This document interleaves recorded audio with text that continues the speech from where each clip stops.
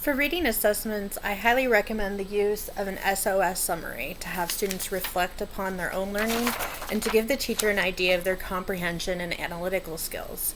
SOS stands for statement, opinion, and support. The procedure has the student read and record a statement about what they've been reading. So the teacher would give the students a sheet that looks like this and record a statement that the teacher writes on the board. In fiction, it could be a statement about a character, like so-and-so was lazy or gifted or did a good job. In nonfiction, it could be a statement or opinion about what the students have been reading, like dying coral reefs affect more than just the oceans. Students then on their sheet, react by saying what it means in their own words. So they might say, oceans are not the only parts of the planet that are affected by dying coral reefs. Then they can choose to agree or disagree with the statement. They then have to support their opinion with evidence, like facts, reasons, or examples. So there's a bulleted space for them to do that on the sheet. And these points should be based on what they have read. So they're citing text evidence. I like this format because it can easily be used by students for reacting to both fiction and nonfiction texts. It can be more enriching when statements are used that could go both ways and could be argued from both sides. So one recommendation that they had was that if students are used to this format and adept at using it, you could have part of a class react to the pro statement and part of the class react to the con statement, and even use it for possibly debating.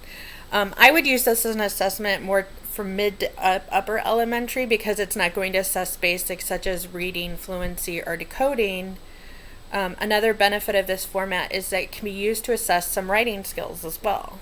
So if students save these, they can be used for pre-writing, and a teacher can use it to just look at basics of the writing skills. For writing assessments, I want to recommend one-on-one conferencing. Some teachers may think that this would take too much time out of their day, and it would be impossible to do, but it can be done during free reading and seat work time. Not every student has to have a conference every day. It's something that you could work on gradually throughout the week or even over a longer period, depending on what you're working on with students.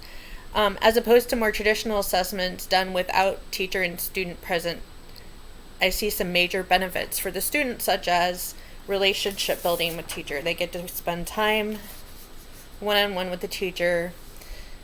It could build trust and a sense of connection. The students getting immediate feedback. The students are getting individualized feedback. The students are getting time to examine their strengths and weaknesses with the teacher that may otherwise remain hidden. And it's a time for them to set goals. I see benefits for the teacher as well, like they get to build a relationship with the student. They get to find out more about the student. They're not at home grading papers distant from the student, but in real time with students working on assessments. They're finding out what skills need to be taught or reviewed. The teacher can check in with students during each step of the writing process. Because the teacher is more familiar with the student's process, it reduces plagiarism. And it can be recorded and reviewed later if notes taken are not enough.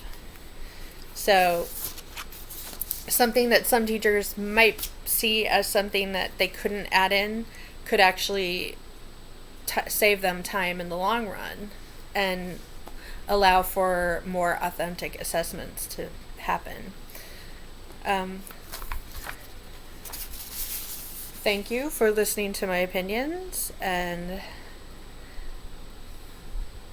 I guess hopefully this helped some of you make decisions about what kind of assessments you would like to use in your classroom.